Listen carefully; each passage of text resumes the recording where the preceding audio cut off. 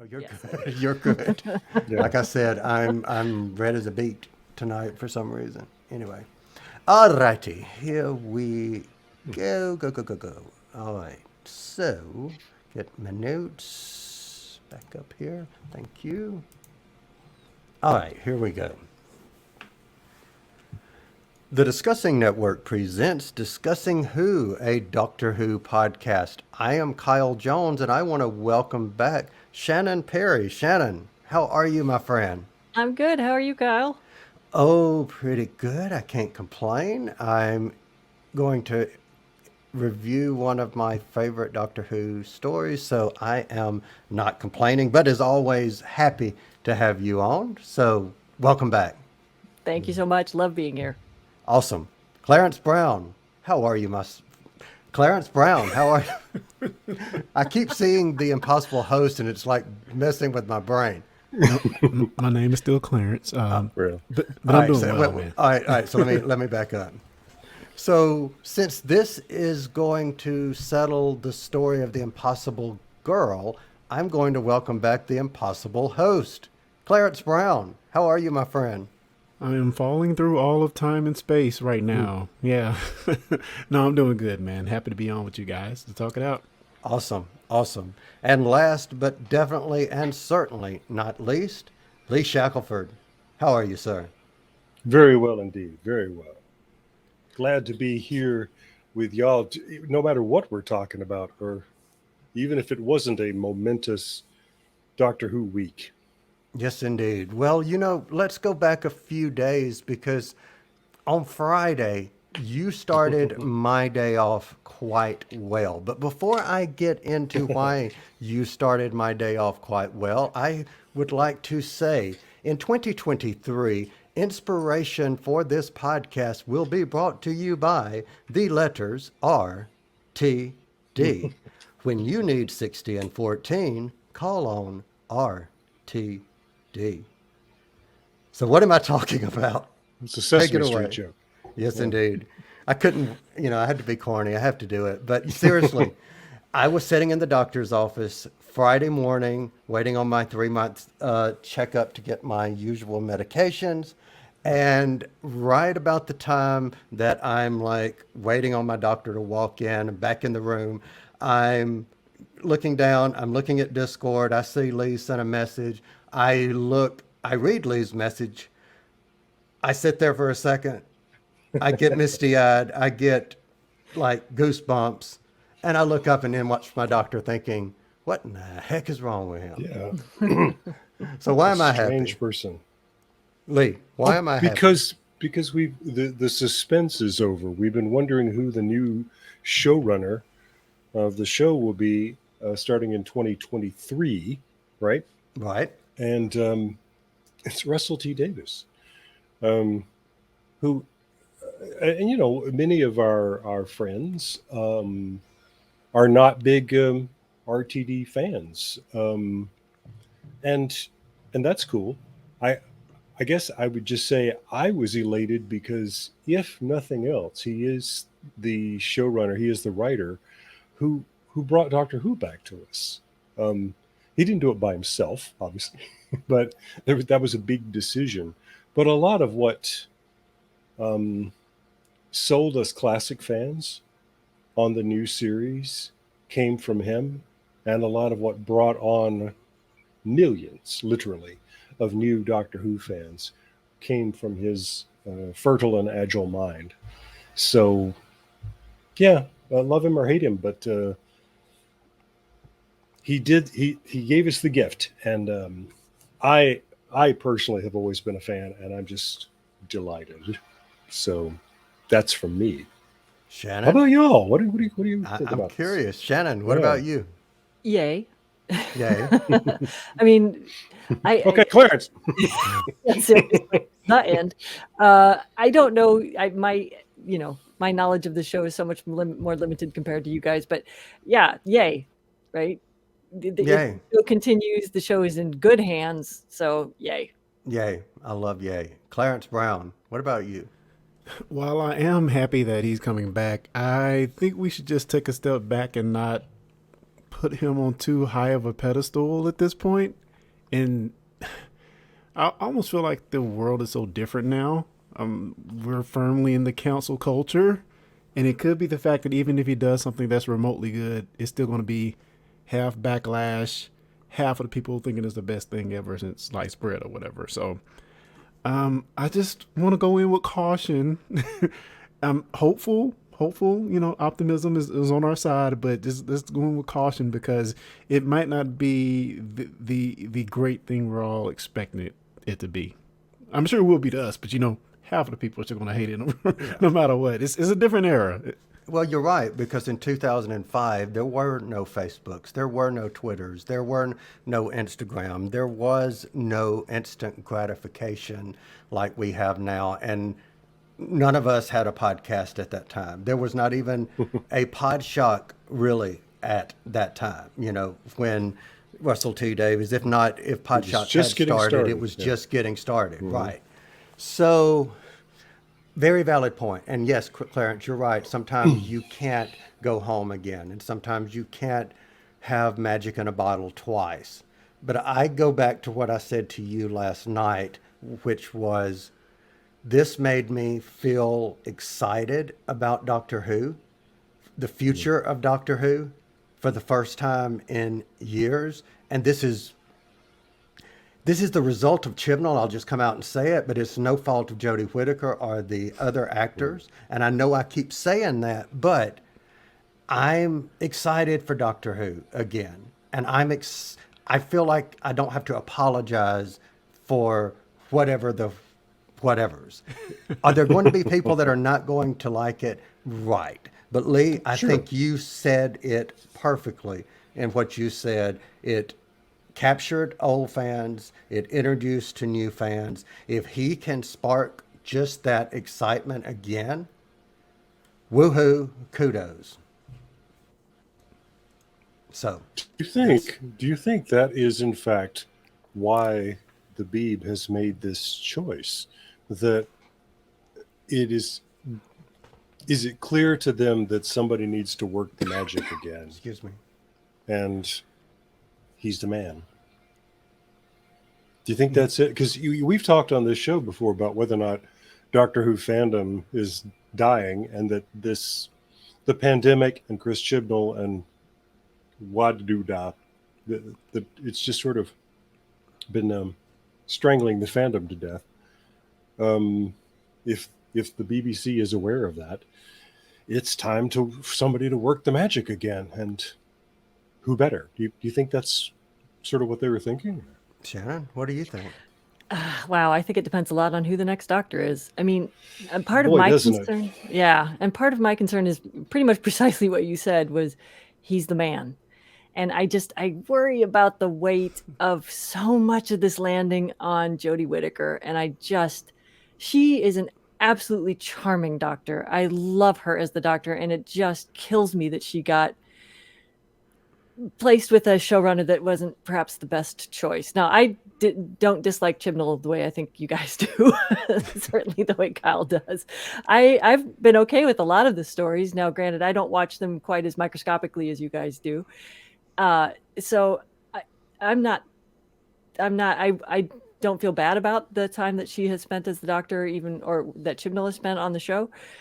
But man, I will hate it if everybody's like, "Oh, we love the doctor again," and it's all because we got rid of Jodie Whittaker. Yeah. That's what scares me. Clarence, what about you? I don't think I hope people would not blame Jodie Whittaker, because I hope think so too. I think this group clearly thinks she's fabulous. So, Yeah. but I am kind of scared of that, and I keep bringing up. Well, I'd like to bring up George Lucas as somebody that came back to the franchise. Our savior is coming back to make more Star Wars. But if you kind of picked apart the original three, maybe the dialogue wasn't the best, and he brought that over to the prequels, and they're great movies. Don't get me wrong, but we tend to look over the bad parts of a creator when we're just looking for that hype train, over 9,000 to come back and save us. Which I'm ready for it, but again, cautiously ready. And you know, I will go back and say something I think I said on my mini episode, and which that should say something in itself. I have never done an episode by myself, and I was You so couldn't wait. I could not Yeah, that wait was- until Tuesday. I was like, Still wait a on the minute, gas there's from an the dentist. episode. Yes. And it was like, I'm just going to get on and give my thoughts because I'm this excited.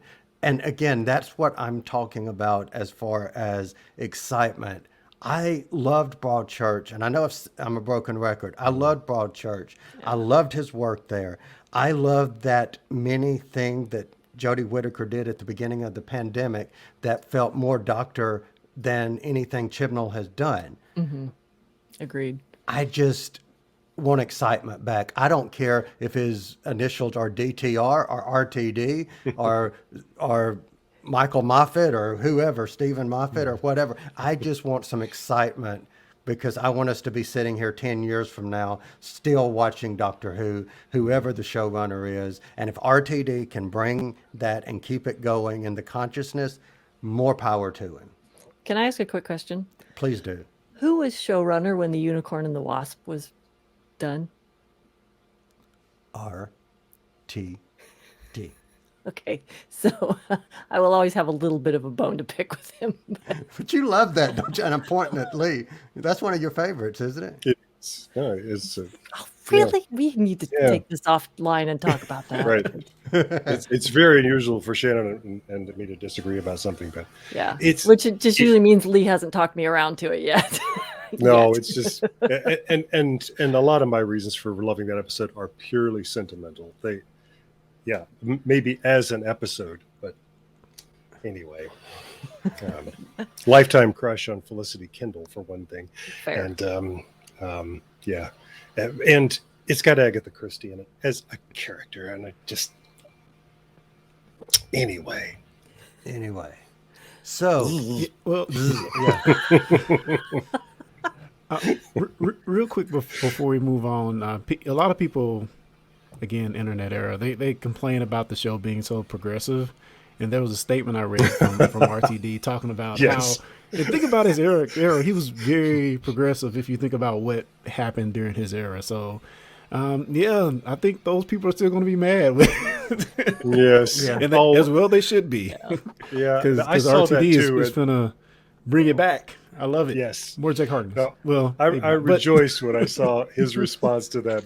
Exactly as you say. It's like, yeah, he also gave us our pansexual superhero. I mean, you, yeah. yeah, they're thinking this has happened in the Jodie Whittaker era. Are you Yeah, kidding? like, me? wait. No. And they're not fans of the classic series. If you go back into Andrew Cartmell's time when they were just knives out about Margaret Thatcher. It's like, no, the political angle of the show is not new. even back to the Green Death in the Third Doctor's era. Exactly. Yes. So, Oh, yeah. They've you always know. been very pro-environment, and yeah. But I just yesterday I saw the same kind of thing of people who are just not informed but want to complain about something anyway. They were talking about the announcement of part of Phase 4 of the MCU, and they were saying about the announcement of the She-Hulk movie, and they said, "Oh, really? Now even the Hulk is going to be a woman? Has everybody got to be female now?" With a, Not realizing it's a different You- character. you do know that She-Hulk has been around for 50 years now? Yeah. Oh wow. Oh And how wow. how can anyone complain about Tatiana Maslany in the MCU? Come on, come on, Exactly. people. How, Jeez. how can you complain about Jennifer Walters, who could, is awesome as a character? Well, right. Yeah. But that is another podcast That's altogether. another podcast. Yes. But if So- you're interested in that kind of thing, yeah, part of the Discussing Network. Tune in to Is Discussing Discussing Comics. And Comics. here, Kyle and Clarence talk and about. Lee sometimes. Well, sometimes, yeah. I'll get on there to talk about how stupid it is to not know who Jennifer Walters is. Okay, There you go. But onward. at least you know the name of Jennifer Walters. That's right. You do. She is the She-Hulk. That is the name of the She-Hulk, Jennifer Walters. But that's not what we're here to talk about. We're here to talk about Interesting. the name, name. of the Doctor. So that means it's time for me to He say, really is king of transitions, isn't he? It's a gift. It's a gift. it's a gift that keeps on giving. All right. So if you have not seen, not if you've not heard the name of the doctor, because hopefully you will have never heard and will never hear the name of the doctor. But if you have not seen the name of the doctor, put us on pause, go out, watch the episode, come back, because from this moment forward, spoilers. Alrighty, the spoiler warning has gone out, and we are back to review The Name of the Doctor. This was the 13th and final episode of the 2012-2013 series of Doctor Who, first airing on the 18th of May, 2013. It starred Alex Kingston as Professor Rivers Song and featured Matt Smith as the 11th Doctor, Jenna Coleman as Clara Oswald, along with the returning Neve McIntosh, Katrin Stewart, and Dan Starkey as Vastra, Jenny, and Strax. It is worth noting the return of Richard E. Grant as the Great Intelligence and the introduction of John Hurt as the Doctor. Finally, this story begins the four-part 50th anniversary celebration that continues with the night, day, and concludes with the time of the Doctor. So, summary view, and you know what, Clarence, since this tells us the story of the impossible girl, I will start with the impossible host. What say ye? What did you think? Of course, I love this episode. It's one of those big, huge tentpole episodes you think of when you think of Doctor Who. Non-stop, end-to-end fun. I do find the plot sort of confusing because I've mentioned before I hate the whole doctor's name thing. It just gets on my nerves. But there's a reason here, of course, and even though I still find it somewhat confusing, maybe you guys can talk me down, but I love the episode. It's just they go for it at every point, and I think they pull it off in spectacular fashion. Yeah. Awesome. Shannon, what say you? Well, I'll say it faster if I can get off mute. I really enjoyed this episode. There's a lot to love about it. There are some clunky CGI moments that you just kind of go, but at least it's not a rubber faced monster anymore. But yeah, I think this episode is lovely, and I love the music. So, and I have you to thank for that, Kyle, because you've got me actually paying attention to the music now, which I didn't used to do. Cool. Lee Shackelford, what say you? That's okay, I guess. No, I enjoyed it quite a lot. I'm with Clarence about the name of the doctor thing. So I remember that I winced inwardly when I first saw the episode's name. Like, oh no, it's got to be 45 minutes of this. But yeah, I mean, what a roller coaster. What is there an episode that has a bigger scale before Day of the Doctor? I mean, maybe can not. you think of another story where, yeah, things just seem so huge? We have a skyscraper-sized TARDIS, you know, and the heartbreaking explanation of why it's like that. Mm-hmm. Just big ideas everywhere. Watching it again, I was thinking, if I were a writer, if this was my job to write this episode, I think I would sit down and think about what are the tools in my toolbox? What have I got that I can pull on here? River Song. Oh, she's dead. No, she is stored in the library. Oh, okay. Could we start with the Paternoster gang again? Can we bring all three of them into that? Yeah, okay, we've got them. Got the doctor, got Clara. We can just start moving them around like chessmen, and yeah. And then manage to do it in a way that it just flows to me. Exactly. Yeah. Now I got to make it all make sense. Yeah. So. And then hats off. And then put in an ending that no one sees coming. Literally.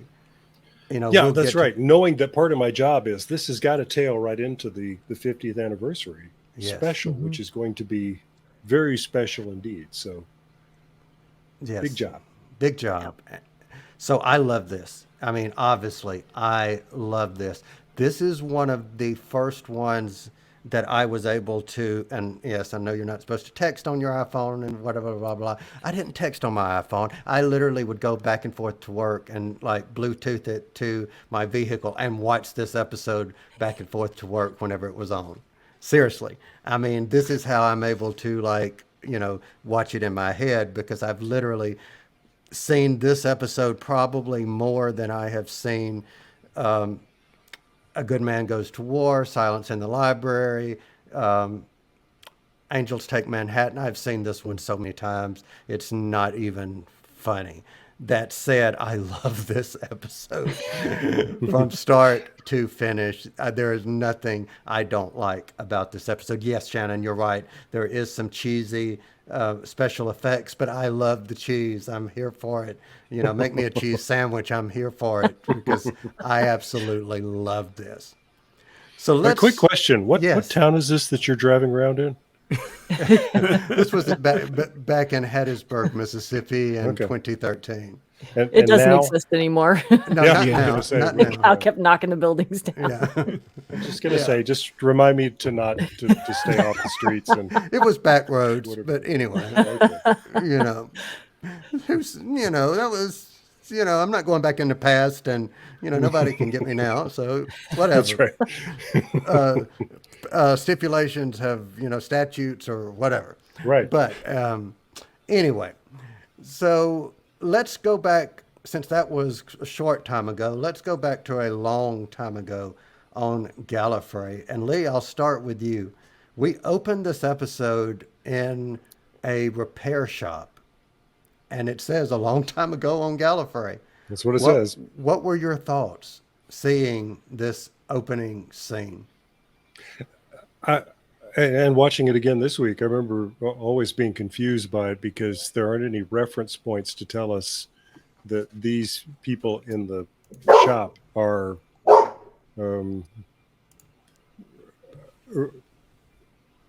It didn't look like Gallifrey to me. We've seen enough Gallifrey in the classic series and hints over the years, so I didn't quite know what that was. And then, of course, when we see the TT-40s, we don't. They're in their uncamouflage mode, so we don't know what they are either.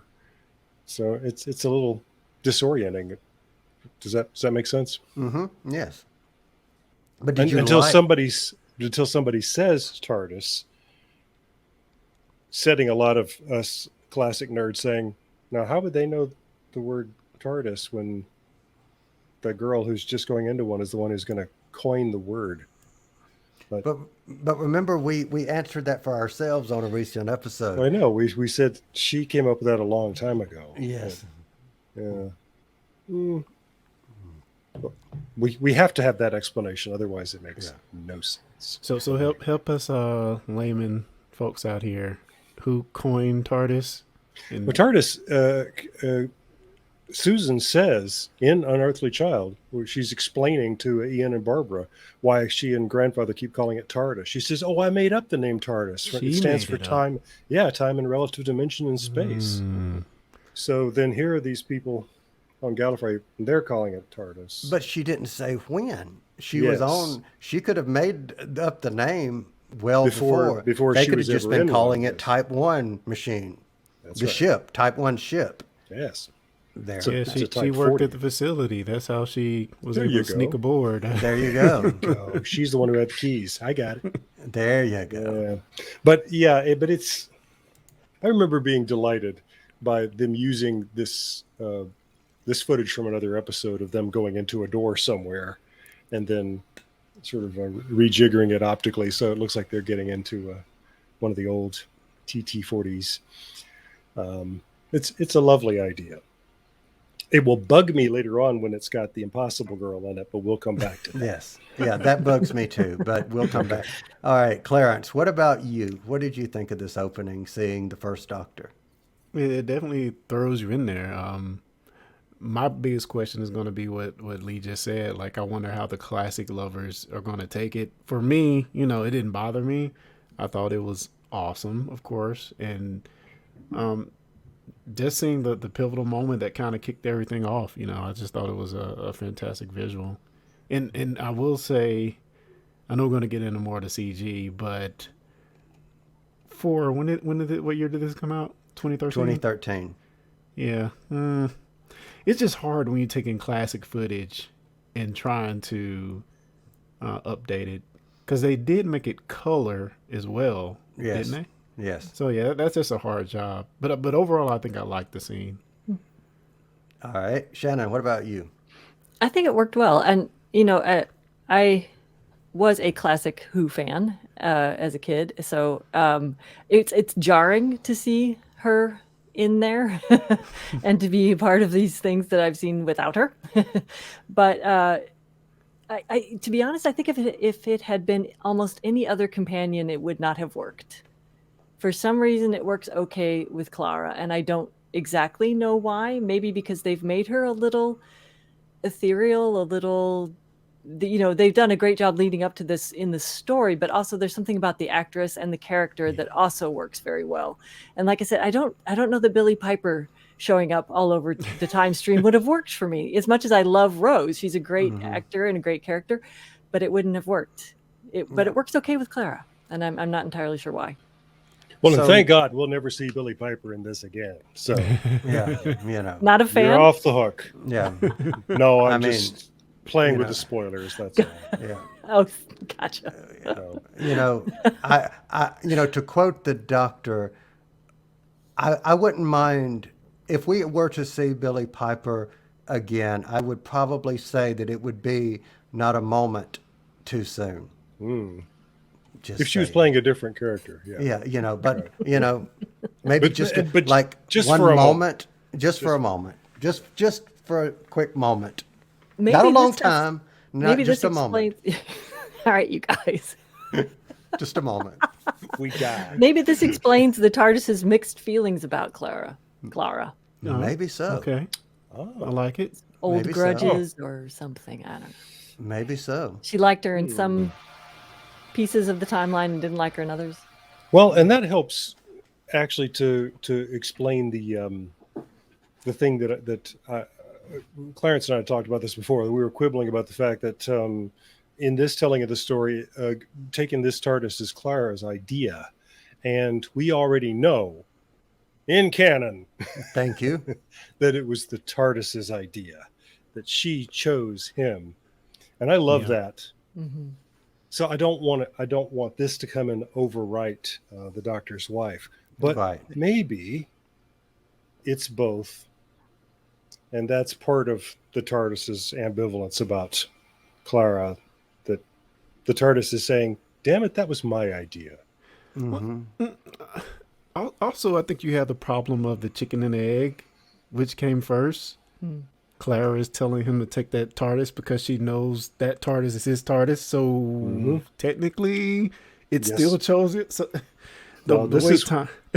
This is one of the great ontological time travel episodes because it has this crisis. She So- sets the Doctor off on his journey, and without the Doctor's journey, she can't be the Impossible Girl, and so she wouldn't have gone back in time to start him off on the journey that makes her the Impossible Girl, so that she can go back and So at that time in the Time Lord history, I would assume that they were even more uptight and strict than they were in the Fourth Doctor's era. And we specifically know that in the Fourth Doctor's era, the Doctor could not take Sarah Jane back to Gallifrey because, humans aren't allowed on Gallifrey. So does that say that this version of Clara is a Gallifreyan? Is she a Time oh, Lord? what is she doing there? Yeah, How is she doing? yeah. How is she there? Yes. Because they've appointed another costume for her in that Yes. one shot. I love that. Yeah. Uh-huh. Sure. So while we're talking about Clara and the costumes, let's progress further to talk about I Was Born to Save the Doctor. And we see her in all these different timelines and time streams with different doctors and different get-ups and looks. And I'll go ahead and take it first. I thought they did an excellent job of dating her based on what doctor she's interacting with. She looked like she was straight out of the 60s, the 80s, the 70s, the whenever doctor that she's with. So my question is, and Shannon, I'll point to you first. What did you think of seeing her scattered apart? And what were you thinking at that point before knowing how it resolves? What did you think was going on at that point? Well, to be completely honest and forthright, I was not paying attention to Clara at that point. I was trying to glimpse all the doctors to see how close they got the faces and the costumes and so I really wasn't paying a whole lot of attention to Clara. I'm always on the lookout for Peter Davison, to be quite honest. So that's more where my attention was focused. Awesome. Yeah, I mean, her hair changed, but her demeanor even changed a little bit, I think, in some of them, as if she is a somewhat different person in these different parts of his history. The thing that's interesting to me is, are these all the same Clara, or are these different Claras? And she says, I'm born, I live, I die. So are we to assume that there is a history that each of these characters has that is independent of all the others? I took it as that. Yeah, and I What do think you that's where think? the story falls apart, though. Like, if she's human, I mean, go back to what Lee just said. How was she born on Gallifrey, and how did she get there? To, I know that she's falling through his time stream, but if she lives like a full life, like, how does that even work? I Well, and she mean, does say that sometimes he knows she's there and sometimes Yeah. he doesn't. So is she traveling with him at certain points that we don't know about, that we just don't see in that doctor's? And whenever he The runs windows that into we get. her, whenever he needs saving, when he encounters her, she's the same age. Oh, interesting. Interesting. I have to go in there, but the So- real you will die. But you've already seen me do it. But if you go in there, you'll be torn to ribbons, a million versions of you living and dying all over creation. But the real you will die. So that does that explain it? That it says if you go into the time stream, it'll rip you apart. Copies, yeah. In It copies, millions Okay. of versions of you living and dying all over creation. The real you will die. But I have to do it to save him. So from that, I mean, River said it. I mean, Right, but- what else do we need? Does the death of this one Clara negate the reality of the others? She says the real you, which means basically this version. Yes. Yeah. But all the others prime. are equally Yeah. real, right? I would take In their own yeah. mind. Well, we saw Souffle Girl, and she saved them in the Dalek Asylum. He gave the key to the Victorian Clara, and we thought she was going to be the companion, and then she died. So maybe they really were echoes, and they were women that were her, that were living and dying all over creation. So except they did. But I've have never her thought of memories. this. Right. Yeah, now she knows. yes, But I'm so confused. because see, I've never thought before about this I've never thought before about this as the story where Clara dies. but it is well. She says this is where my story ends, right? It's- right. She's dead. Well, right. except that who gets who walks away with the doctor at the very end? Well, Right. okay, hold on. I have the answer. Good for you. One more thing, isn't there always? I was mentally linked with Clara. If she was really dead, how am I still here? There you go. Okay, how? And then she phased. Spoilers. Yes. But it's pretty much she was stuck in his time stream. The real Clara was stuck in his time stream. That's when he went in at the end to get her. Because she's the recipe. Yeah. Yeah, because the souffle isn't the souffle. It's like my mom It's the always recipe. says, the souffle wasn't the souffle is the recipe. All right. Well, fair enough. Okay, there you go. Time stuff just hurts my brain. No, it's I think what happens to Clara here is very much like the Star Trek transporter, which many of us have come to refer to as the suicide machine. Because it does it does destroy you completely. And then it Recreates you. on the other end, it creates somebody on the other end who thinks they're you. Or they're very, very small and taste faintly of chocolate. Yeah. That's right. Well, maybe All these we things just, can happen. Well, maybe we just all need to jump on a conference call and discuss it, maybe, which There you is go. the next thing I want to talk about. And particularly, time travel has always been possible in dreams. And I want to point this to the two writers in the room, our virtual room that we've got going on. And that is, do we know any other story outside of this Doctor Who story that features time travel through dreams? And Lee, I want to start with you. Is that something you've heard of? I think it's awesome. And maybe I'm just not aware, but are you aware of this being used in other places? Well, I think the experience that a lot of people have is of, one of the persistent nightmares that I know people have is that they are in school. I mean, even if you're as old and withered as I am, and then suddenly you're in high school or college and you have not studied for the exam that's being placed before you, and the clock is ticking, and you've got to take this exam somehow. So yeah, you were 17 in your dream, 16, 15. Okay. All right. So we know that happens. The book and film Somewhere in Time also involves someone being able to travel through time through hypnosis, and it places him in a dream state so that he's able to leave his time. Okay. All right. Another story with an ontological paradox, because part of his connection to the woman that he loved, who lives 100 years earlier, is a pocket watch. But when he goes back in time, he gives it to her. So he gives it to her in the first place, and then she gives it to him. So anyway, the universe apparently made a pocket watch for the sake of their story. Anyway, that's another one of those things. But that's what I'm thinking of. What are you thinking of, Raggedy Sure. Angst? Yes. Yeah, I'm trying to think. Of course, as soon as you ask me this question, my mind goes entirely blank. But so because I think of dreams as usually being traveling through space as opposed to, meeting up with someone, either someone who's on the other side of the world or who's, passed on. Mhm. I don't think of it as being necessarily a traveling in time in any sort of science fiction-y sense. I think what Lee says about, we all travel in time because we go back to high school, and I still remember my 7th grade locker combination, by the way. Sure.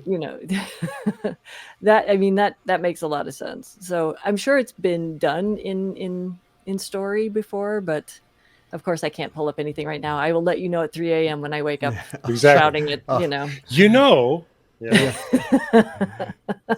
So Clarence, what did you think of it as a concept? Did you like it? Enjoy it? Just I don't know if I can offer much other than it worked for the sake of the story. and I like It's a very convenient way to get the characters together. It Yeah. is. It is. It kind of makes you wonder why they haven't done this before. Yeah. Right.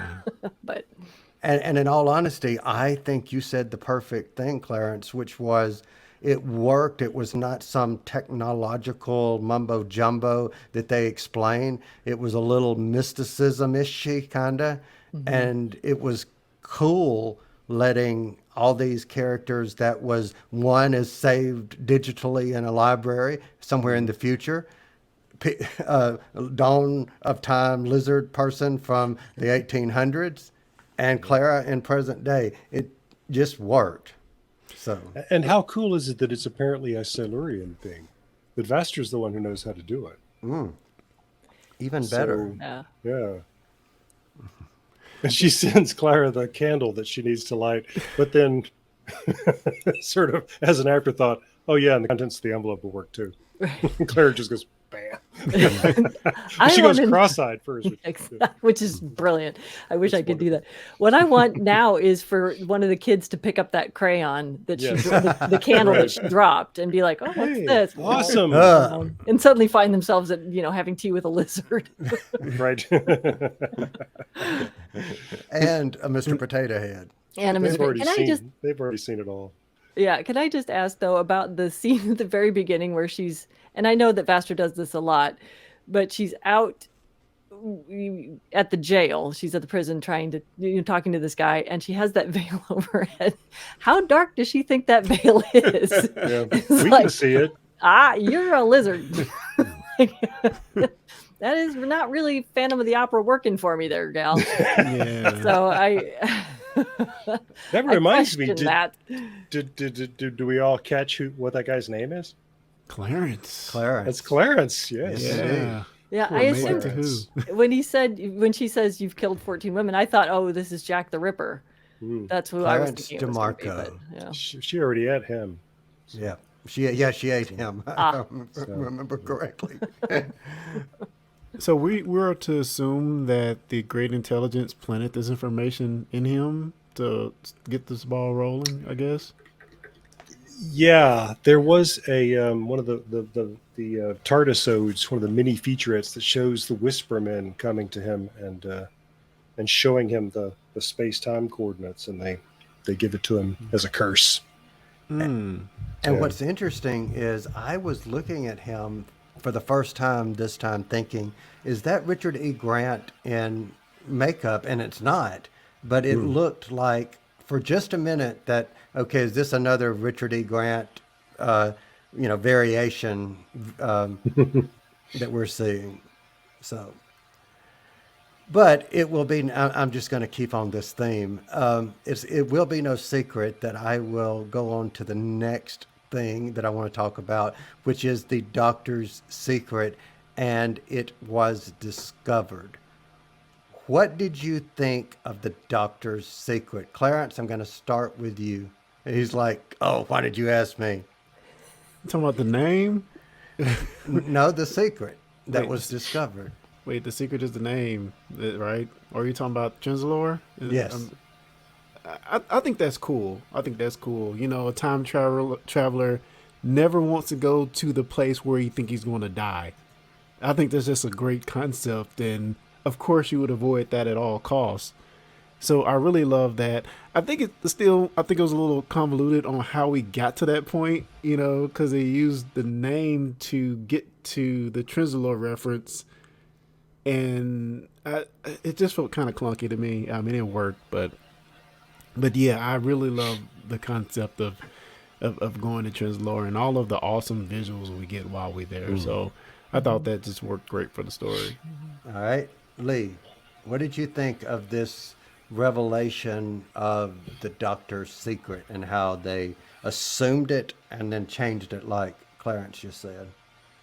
Well, I love the because Moffat has taken the care to seed this along. We keep talking about Trenzalore, and so that it goes off like a bomb when we hear it again this time, and we know we're actually going this time. Wow, haven't we been told 10 times that you can't go there? Yeah, we're going anyway. And yeah, and for me, we were talking just recently about how I always love it whenever we see the TARDIS acting like an airplane or a spaceship. I always love it when it's in an atmosphere. So this business of the TARDIS falling like a meteor is just to me that's worth the whole episode. Yeah. Especially when it smacks the ground and the edges are still glowing. They glow red and then they cool Yes. down.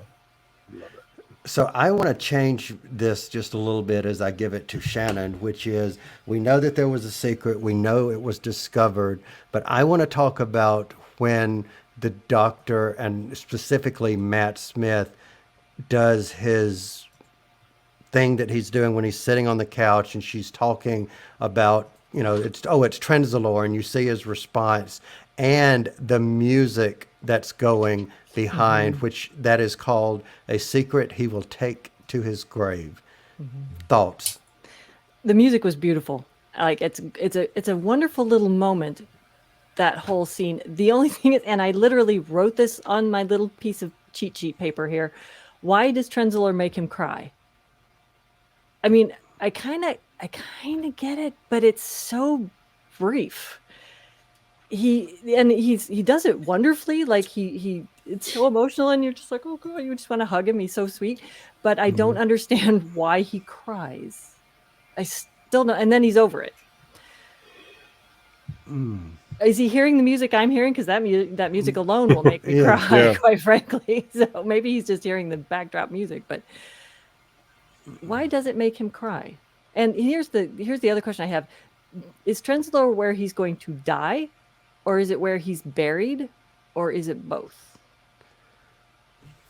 Okay, gentlemen, take it away. 'Cause Well- I have thoughts, but I want to hear what you guys say.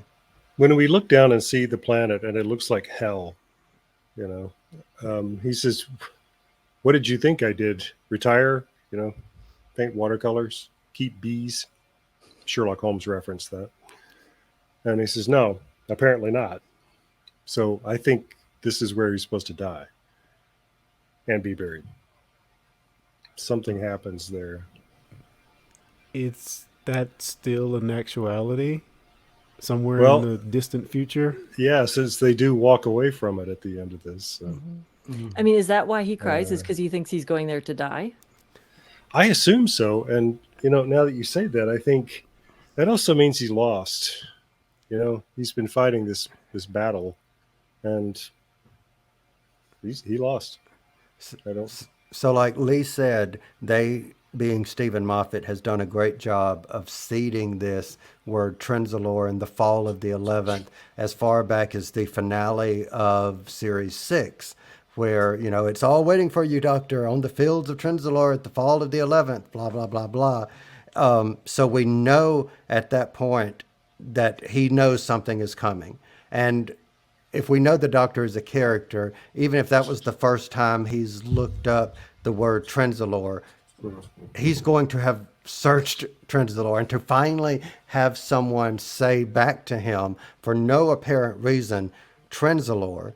And let's look at it to answer Shannon's question. Look at it from the Doctor's perspective. He knows something that we as a audience does not yet know, which is the Time Lords have 12 regeneration cycles. If you add in who we meet in this particular story and you do the numbering from one regeneration to him, he is on his final, he may be the 11th, but for his point of view, he is the final incarnation, meaning when he dies, he dies. So yes, he goes to Trenzalore, and yes, and I think his point of view is, I will die at the, whatever. So you're saying he had knowledge that this would be his last regeneration at this point, I think he did. but I thought the War Doctor was not known To anyone. well- I thought he didn't know that either. Well, I took it, and maybe I'm wrong here. I took it as you hit it so deep. You just said, I'll never talk about him to anyone. Ninth Doctor became, We'll instead never of- talk about it. Right? Yeah, Ninth Doctor, and you forgot him so much per se that you went from 8 to John Hurt, War Doctor, to the Ninth Doctor. You even, you didn't even consider him a doctor. So that's how. But he still knew that he was on his final regeneration, or final incarnation, whatever. That's how I took it. Yeah, this episode actually introduces the fudge that we're going to do to work a Doctor in between 8 and 9, because it ends with the Doctor saying, well, Clara says of the man that they see, who is he? And he's me. He's the only me here. That's the point. Now let's go back. I said he was me. I never said he was the Doctor.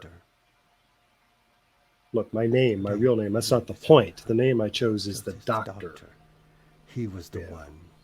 that broke It's a the promise you make. He's the one who broke the promise. What I did without choice. Go for it. But Do it. No. Do it. What comes after that? What I did without choice. I did it know. for peace and sanity. Sanity. I know. There you go. Yeah. Yes. But not in the In name, the name of the Doctor. Doctor. Bum, bum, bum, bum, bum, bum. Yes. Returning November the 23rd. Bah, wah, wah. Yeah. Yeah. But But let me say this really, really quick about the music. There are two other tracks that are in there called Trenzalore and another one called Remember Me that I just think are beautiful. I will go back to A Secret He Will Take to His Grave when we talk about the time of the Doctor, but this is another reason why Murray Gold is gold standard when it comes to Doctor Who. The hauntingness, the beautiful music, it tells the story without words, and it's just awesome. So It's operatic when it needs to be, and I just think glorious. Yeah, to take us back to the beginning of the episode, we're parting company with Jodie Whittaker and Chris Chibnall. Might we be parting ways with Segan Akinola as well? And nothing against Segan, but Lord, how I miss Murray Gold. So at least that cinematic scoring like this, but that's become so Doctor Who to me that I think that's one of the things that doesn't click with us about the current Doctor. We're missing the music. thoughts from before I give my 2 cents. I mean, it probably needs to happen unless he can be coached to give us something that's reminiscent of the sound we had before. I know that each of the scores, from the productions I know about, has to be signed off on by the showrunner. So maybe a direction that's maybe a little bit more clear can kind of push things back in the right direction. But to have Marigold back would be probably the preferred thing for everyone. Shannon, I'm sure any thoughts? Akinola is like any other artist. I mean, the last thing you want is to be told, do it like the other guy. I mean, nobody wants to hear that. So. Not in this case. Yeah, I have to agree. Like his music is just beautiful. Murray Gold's music is beautiful, and on the rare occasion when I'm actually paying attention to it, it's because it's Murray Gold. So, I think I'm going to stay with what Clarence said because I have made myself go back and listen to some of his tracks, particularly the one that's the 12th Doctor theme, and I think he is an awesome composer. The 13th Doctor's theme is really swell. It has its moments, but unfortunately, I think he's been kind of like Jodie was. He wasn't given the ability to do all that he could do, in my opinion. Maybe so, yeah. And that's sad on his part because I don't want him to go out with a bad taste or people to have a bad taste because the music itself, if you listen to it, it's really pretty. It's just not what we're used to. I don't know. We would need a greater intelligence than us to figure that out. And just to hit on the other franchise we talk about all the time with Star Trek, and you have the new iteration of the Kurtzman Trek now. But Jeff Russo, which is the composer who does all the music now, he is like a disciple of, I can't name the composers, but all the previous Trek composers. He like loves them and studies them like with a fine tooth comb. And he's like, if you listen to the stuff he does now, you would very much say it's in that same vein for the most part, because he's like just a disciple of those previous composers that came before him. So that, I mean. And who's to say it? Go ahead. No, go ahead. I was just going to say, who's to say? It's like what we were saying, that Aganola wasn't told, do not be Murray Gold. Give us something that's, completely different. And, that was his ask. And he, as a composer, did maybe what he was asked. If he went back and said, no, Mr. Whoever or Mrs. Whoever, I think it needs to be this, they're going to say, probably, well, we hired you to do this, and you don't want to do that, we'll get someone else. Maybe. That is how it works.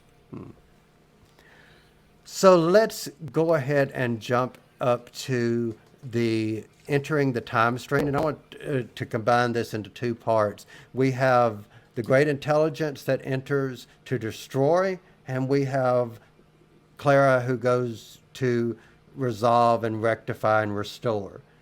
what are your thoughts about entering the Doctor's time stream? And Shannon, I'll start with you. Good, bad, ugly. What did you think of this concept, and what did you think of this as part of the story? I think it's a really fascinating idea that you can have your time stream have a sort of locus point where someone could jump in and swim around. I think that's a brilliant idea. I absolutely love it. And I love the execution of it. That sort of spiraling energy that almost looks like a Christmas tree. I don't know. There's things going on in there. I thought the whole thing was brilliant. And the idea that, it changed color depending on kind of whether it was in conflict or whether it was being healed. The whole thing was great. I love the whole time stream thing. I had a point, but it's gone now, so I'll just cut there. I like that. Yeah, great point. All right, Clarence. It makes me wonder if on the Disney Plus show Loki, if maybe they looked at some of this and how they construct the sacred timeline, the visual of it with the branches and stuff. It kind of reminded me of that. Also, I love that immediately when the great intelligence jumps within the time stream, we get the instant ramifications of what that is. I mean, Jenny dies twice in this episode. Yes. Which made me sad. but yeah, we get to see the actual ramifications of what's going on. And of course we get to the Clara's realization of what she has to do, which is just heartbreaking, but also she just knows it. I mean, she's already been told her memories were rejiggered when they were traveling through the TARDIS earlier. Which I thought was a great visual of seeing the TARDIS branch out into the planet. I thought that was awesome. But yeah, she comes to the realization of knowing what she has to do, and I just thought seeing some of the immediate reactions of what happened when the great intelligence jumped through the time stream just was pretty cool. All right, Lee, what say you? All of the above. And what do we suppose happened to the great intelligence? I mean, Good question. where is he? I love the When fact is that he? his satisfaction was so short lived.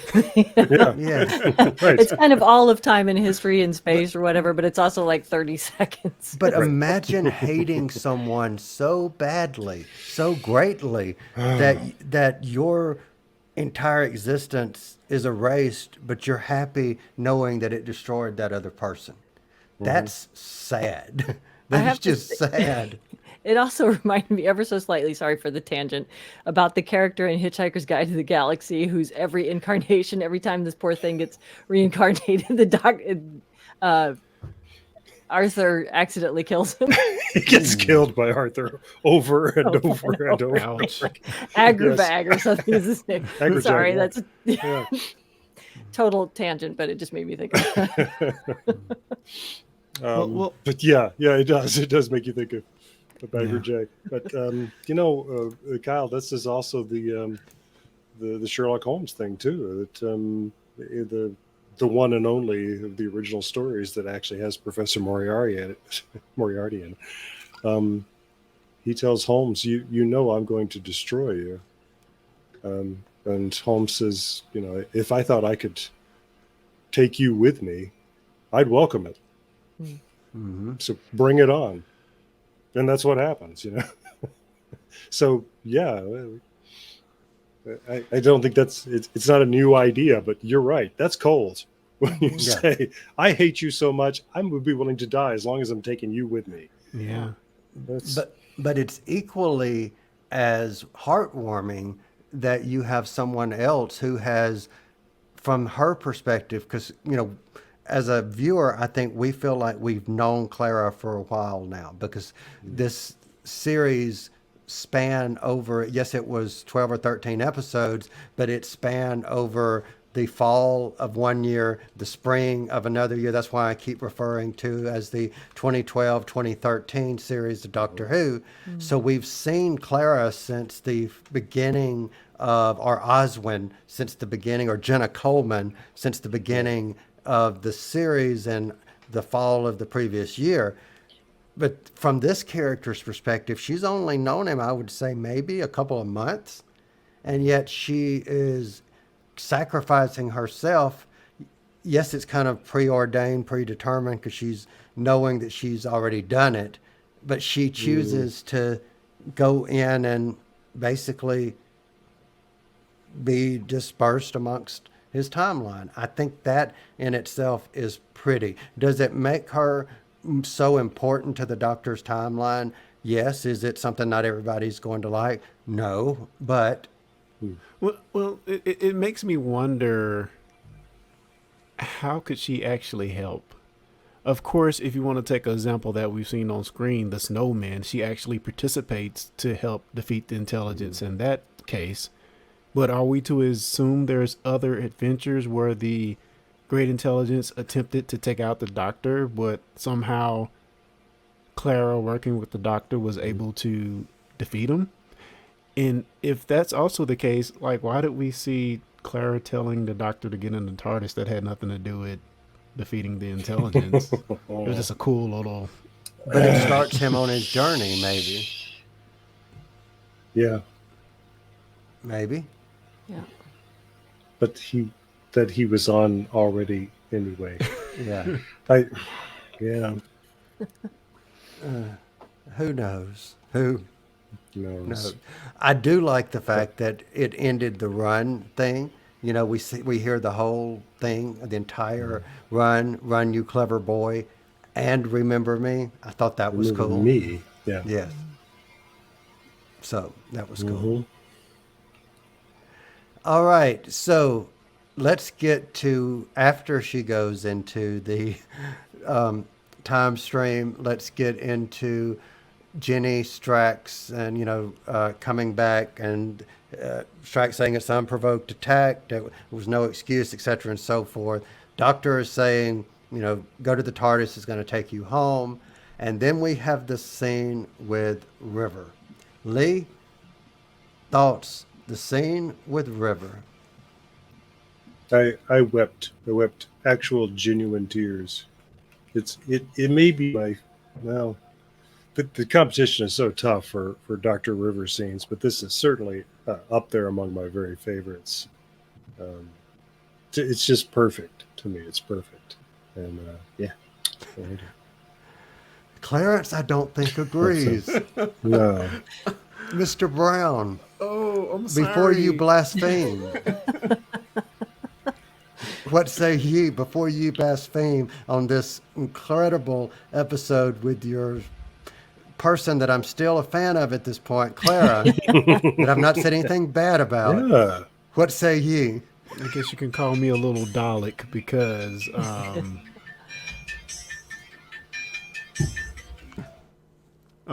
I guess you can call me a little Dalek because I thought it was a touching scene. I did like it. I mean, I'm not bashing the scene at all. I did like it, but some of the logic in it really kind of ticked me off. I'm like, how can he see her? How can he see her? Now, you could technically say because the Doctor did something to pair Clara with the TARDIS earlier, that might be a good Yeah. reason. So, okay, I buy that. But can he really touch her? I mean, But I don't think he was. I think it was his imagination. He knew she was there, and he caught her as if she were there. okay. All right. Well, I guess that works. I mean, Their bond was so close. How about that? all right. Shannon, help me out here. What do you say? Well, she's in a really big library, so maybe she's figured out how to make herself partly corporeal. I don't know. There you go. Maybe. No, that's nonsense, guys. I was kidding. um, Maybe she used a 3D. Maybe she used a used a 3D, 3D printer. printer. Yeah. Mhm. Yeah. I think it's just a very sweet romantic moment, and you need to leave it at that, guys. I There you think go. Yeah. it is a lovely moment. It is a lovely moment. I mean, it's one of those that I think a lot of us probably knew was going to happen. Like, you can kind of see it coming, but it fulfills that promise the way it's supposed to. Yeah. And the way it is Yeah. written, if you look at it from the River Song timeline, this is made up in a way to where the first time we see River, she's in the library and she gets saved. to the library. Now we're seeing River that is in the library and she fades away, meaning that tape that she was stored on, that old VCR tape or whatever, finally the just ran out. You know, it had been on the shelf so long, it's deteriorated and she's gone. I assumed that I would What? never see River again. Okay, you lost me on the tape running Really out should have part. plumped for that 2 terabyte drive, dude. Yeah, Yeah. exactly. But he says, River, you should have, you are an echo, River, like Clara, like all of this I know, but you should have faded now. Well, how could I fade or whatever if you've not said goodbye, etc. and so forth. No, I think the library is essentially forever. Yeah, that's. I think the fading is from this conversation. It's like, But we the didn't know conference that. call is over. Yeah, we But didn't that's know. good. But we didn't know that. We didn't, at the It's- time. Yeah, this is the one grumble I have with the story is that the timing is not very good for this because she says, "Why am I still here if I'm in Clara's? If it's due to Clara being still alive somewhere?" And then she fades. Yeah. It's like, did Clara just die? Oops. Yeah. Yeah. Like my first thought was, "Oh, okay. Did Clara just die then?" Or yeah, it seems more like it was the dramatic exit that is under River Song's control. Yeah. And of Yeah. course, she's going to make the fun dramatic exit, but still, it was an unfortunate bit of timing for the dialogue. Yeah. But I like what you said earlier, Shannon, which was, it's a beautiful scene. Just leave it at that, guys. What I do love about it, I'll just add real quick, is that it leaves the door open for her to come back at some point in the future. I want to see that. Let's make that happen. Yeah. She's still in the library. Yes, indeed. And we know that there are rivers, our river is out there on Big Finish having adventures with different incarnations with the Doctor. And I think there is also an adventure with Missy and River, which I just think it would be awesome. Awesome, awesome, awesome. So, That's a pairing. Yeah. indeed. So we've talked about him briefly, but I want to, before we get to our favorite scene and quote, what did you guys think of seeing John Hurt revealed as an incarnation of the Doctor when you saw it? And actually, Clarence, I want to start with you because it probably did not have the weight when you were watching it the first time that it might have now since you're more familiar with classic and, Who in general. What was your thoughts seeing it then and now? Well, I think then I was familiar with the numbering system this far in, so I almost remember coming into your office and asking you like, "What the heck is going on, dude?" Indeed. So yeah, I was very shocked, and I was anxious to see more of the story after that. So I thought it was awesome. Shannon? Yeah. Yay, John Hurt, right? It took me a little bit out of the story to see the credits pop up by his head. Like, whoa, that's very fourth wall. So that was a little confusing. But yeah, it's always, he just has such gravitas, especially as an older actor. And it's just, it's, you can't not look at John Hurt when he appears on the screen. So Lee? The way I remembered is that it had already been spoiled for me somehow, so I knew it was coming. But I did think of watching it again today. It did strike me again as interesting that the conversation we just had is about the fact that he's not the Doctor, Mm-hmm. right. and the text on screen says that he is. It's like changing the titles of Falcon and the Winter Soldier in the last credit to saying Captain America and the Winter Soldier. Bucky is not the Winter Soldier. Yeah. Anyway. Can I ask a question if we're done with this before we move on? Sure. So my question is, what makes his grave so dangerous? Is it that he knows that there's the potential for someone to jump into his timeline and mess things up for the universe? Or he says, yeah. that makes my grave the most dangerous place in the universe. Like, why? Is someone hanging Yeah. out there? Like, I didn't understand that exactly. I think it was because he said he had traveled more than any other Gallifreyan, so his death spiral, whatever you call it. The tracks of my tears. Hit so many points than any other person because he's time traveled so much. So Okay, he could so- basically go anywhere almost. Right. So anybody could jump into his timeline and make a lot of trouble because there's just so many places to go within that. That's how I read it. Okay. Yeah. Yeah. No, that works. That makes sense for me. See, I went Van de Graaff ball. I went a different route with it. I thought it was very, very dangerous for him. Meaning, if he went there, it's sort of like he says that's one place you should never visit. Well, if you visit, you're just kind of predetermining history, maybe. Right. And also, he was only recently told about Transalore, right? How do you know not to go there go if there. you don't know that's where your grave is? That's a good Yeah. point. Well, and so now it's just hitting me that the only way into that console room that has the matrix in it is by saying his name, right? Mhm. Magic word. So River opens the door for them. But she, But she knows his Why? name. She knows. But she- Oh, do we she know kn- why she did it? Right. So Clara can go in. I'm assuming. Does she know that Clara's the? But she also impossible let the girl? great intelligence in. River. Yeah, fair. but also she wasn't there. That's true. But she So the was. library let them in. Mhm. Okay, there are things that don't work. That's why they are wibbly wobbly, timey wimey things that don't work. But it was River Song in an episode, and Clara was in an episode. So I'm happy, you're happy, and You get Shannon's John on our Hurt at the end. episode, so we're all happy. And, That's right. and Lee has John Hurt. So yay, we're all happy. Woohoo! So As my hero Joel Hodgson has taught us to say, repeat to yourself, it's just a show, and I should really just relax. But it's fun. I get it, but it's also fun to kind of try and figure out how the writer's mind, if they came up, knowing how many holes I have in my own show and how I have to come up with some really large stretches to cover those holes. Yeah.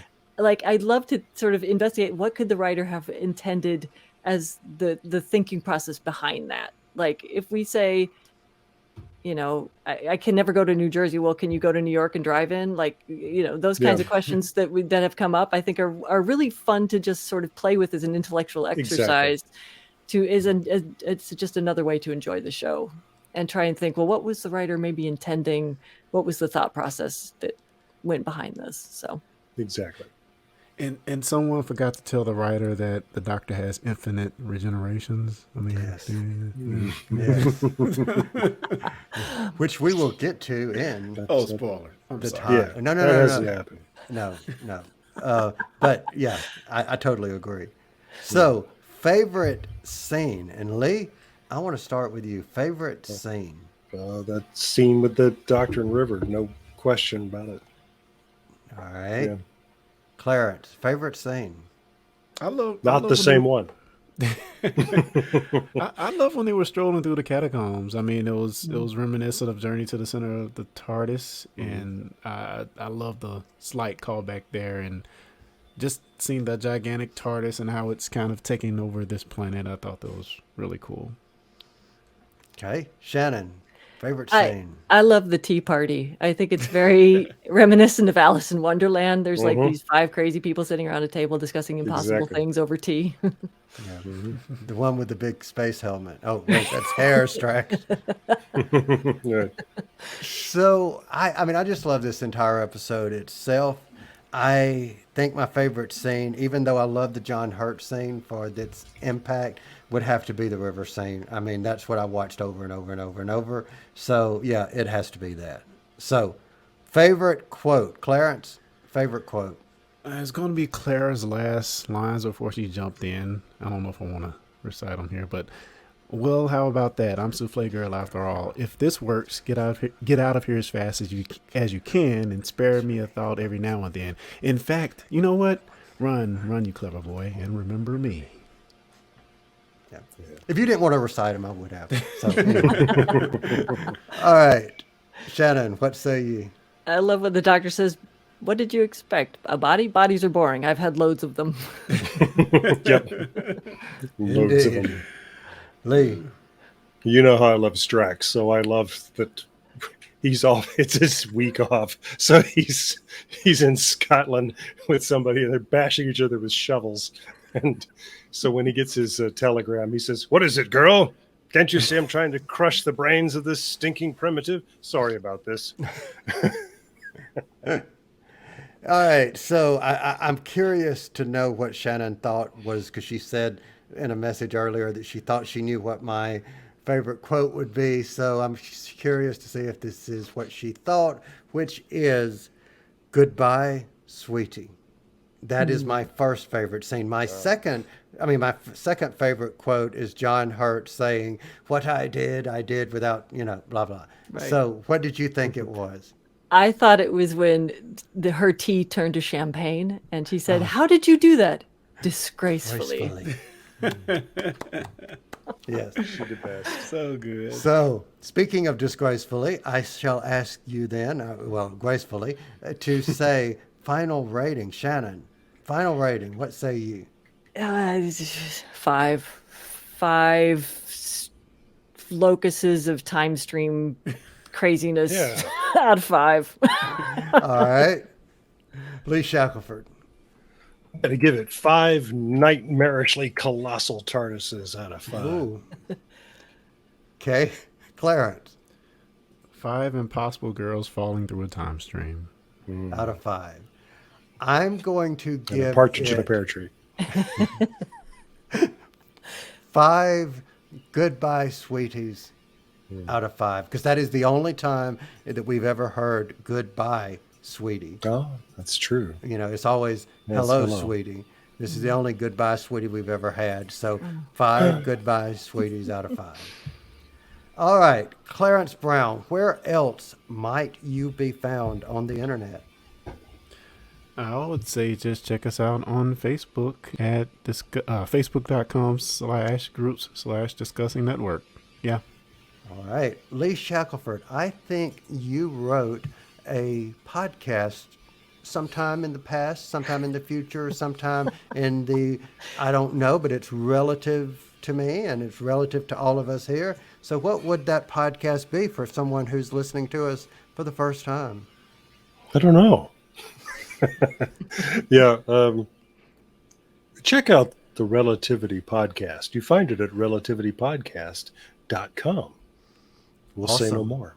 The multi-award winning Relativity Yes, podcast. Thank you. indeed. And if you check that out and you like hearing Lee Shackelford's voice on Relativity, you might also want to listen to Lee Shackelford on another podcast written and produced by Shannon Perry.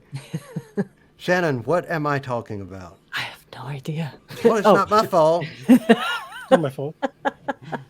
Yes, he is a wonderful demigod in a gold jumpsuit on Oz 9. And he's true. also a Amuses me partridge in no a pear end. tree. Exactly. Latest fashion. Well, now you've all 4 been on my show, so yeah. That's right. Yay. Yeah. So All 4? All that 4 is- of us, I guess. And Only 3 of you. so where could Oz9 be found? What is the website? Oz-9.com. Awesome. you. So Lee, if someone were listening for the first time, or if they have been listening forever to us, and they are still listening to us, so thank you very much. How would you like to thank the people that have been listening? I always like to say, folks, you didn't have to do this, and we're so grateful that you did. You could have been doing anything with the last hour and a half that we spent talking about this 44-minute episode. But thank you. Thank you for joining us.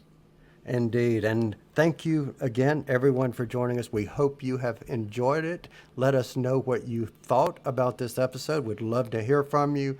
And as always, we will be back next time.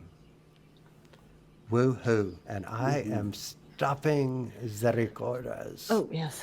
Just make it clear I wasn't drinking beer the whole time. Oh, it's Tapo Chico.